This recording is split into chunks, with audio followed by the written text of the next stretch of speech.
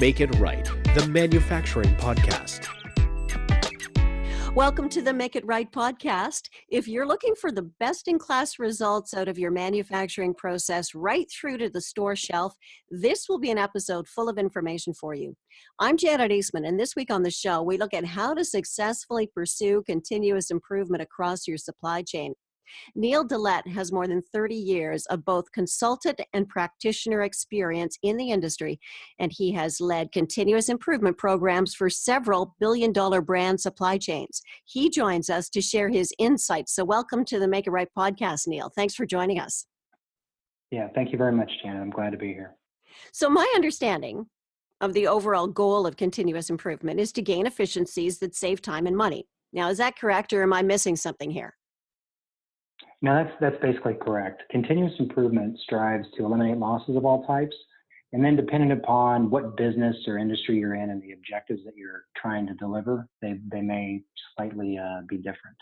But in general, both retailers and manufacturers, they're both focused on maximizing their sales, cost, and cash results. Some examples that I've done with retailers, as an example, I've worked on improving on-shelf availability, or in-stock results. I've helped to optimize inventory. I've helped with achieving higher sales out of merchandising events. I've helped with whenever they get ready to reset the wall and the creation of a critical path process to make sure that there's no issues that are missed. And also with reducing damage along the supply chain as well. And then with in manufacturing, typically it's focused on the operation of the plant and how effectively and efficiently they run. A typical measure is OEE, and I've had years and years of experience working with plants on that. But then also for manufacturers in the supply chain, inventory is a very important metric, and also just the flow of product all the way from raw or packing materials to the store shelf is very important for manufacturers as well. So if there's any breakdown along this chain, that costs money, right? That's absolutely right. And as you mentioned, the time and money piece, time is money.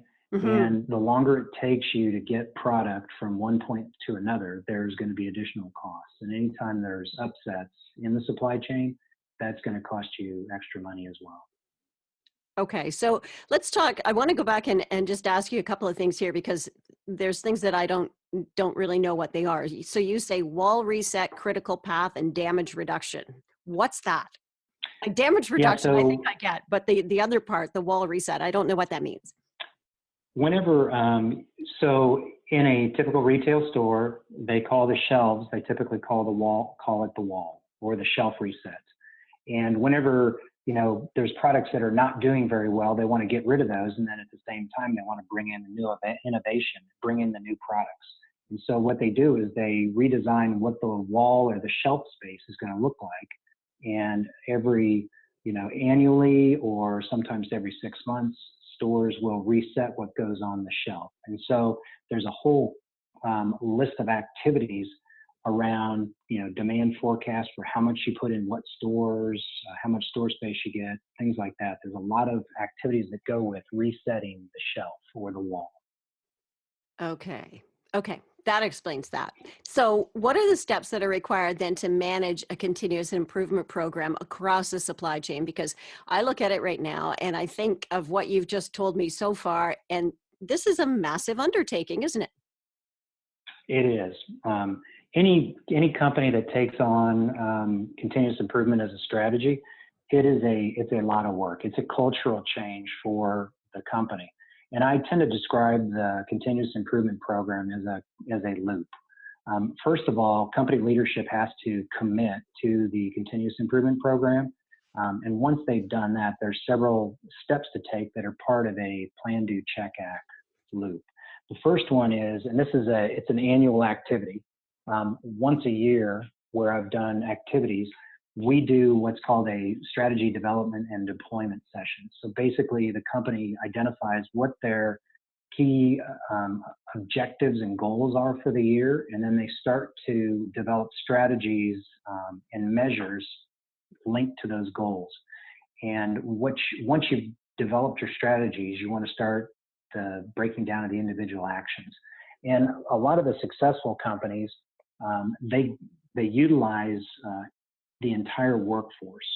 And so the actions are actually taken down to the individual level.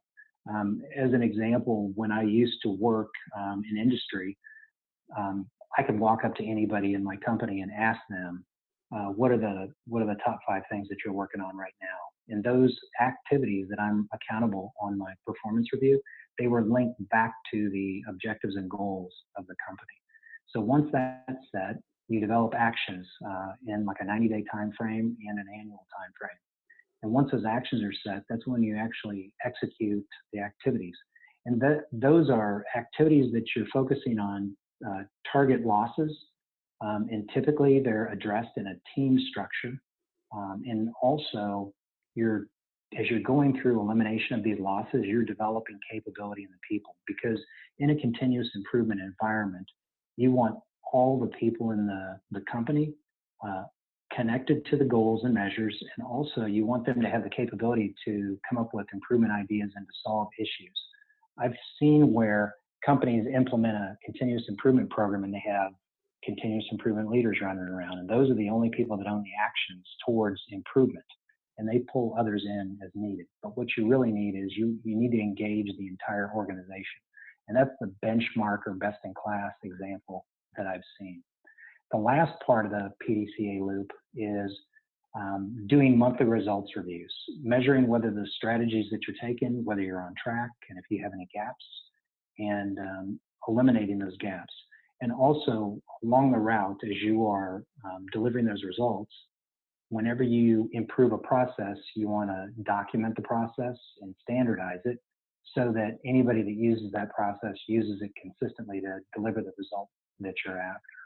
And those steps that I talked about, the strategy deployment, the action planning, the execution of plans, and then the results review and standardization of work, that's a cycle that is repeated annually, because business environments change and you constantly need to be focused on what's going on in my environment right now. So, do you ever get to a point where an improvement has been made and it sort of adjusts the whole balance of that strategy development and deployment plan, and then you have to adjust midway through your year or whatnot? And is it possible to make that adjustment? Because it sounds like it's a big project. I can tell you that every year that I was engaged in this strategy development, we were constantly updating our plans. Things that you start out at the beginning of the year, probably 50% of the plans change throughout the course of the year based on either an upstream or downstream change that occurred. So even, we have natural disasters like the hurricanes that are happening. I was in a business where it dramatically affected the raw materials because they were all coming up from the coast, which was impacted.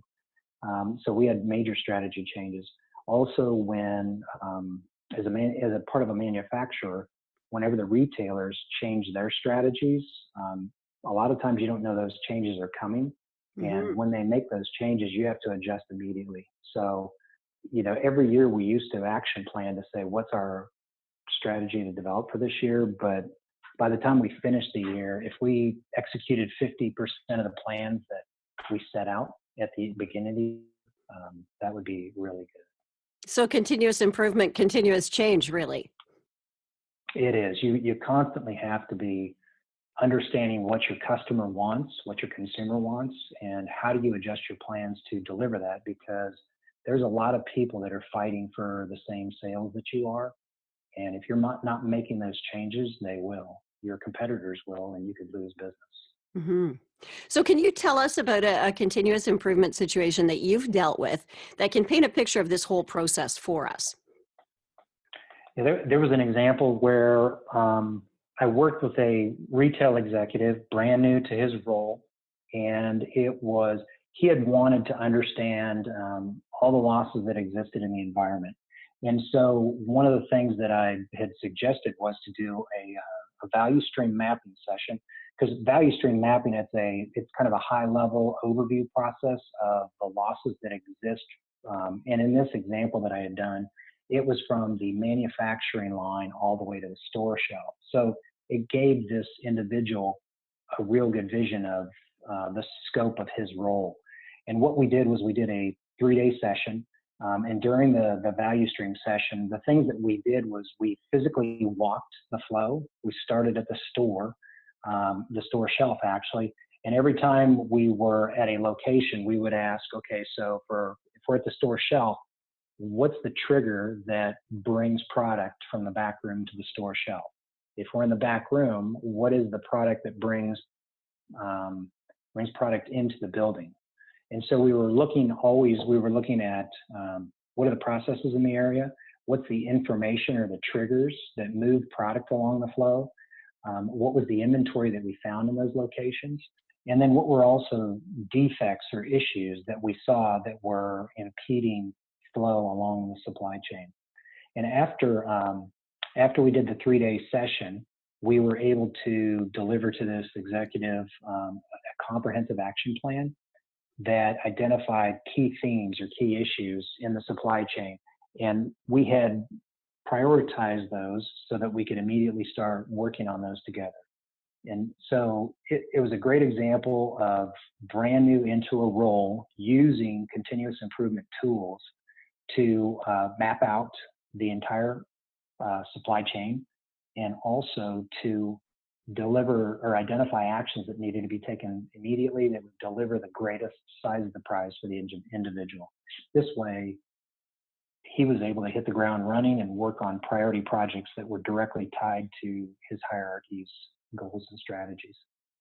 And I guess, I think when we all go to stores now, it's very rare that you'll walk up and see a shelf that's empty.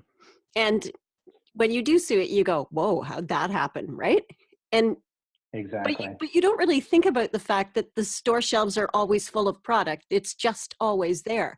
But what you've just explained is why it's always there, because somebody is paying attention to it, generally speaking, every step of the way. Yeah, exactly. And that's also one of the biggest things that retailers keep an eye on is the consumer always available to buy what they want? Because industry-wide, if you go into the store and you want to buy 10 products, typically you'll get 9 out of the 10 that you're looking for.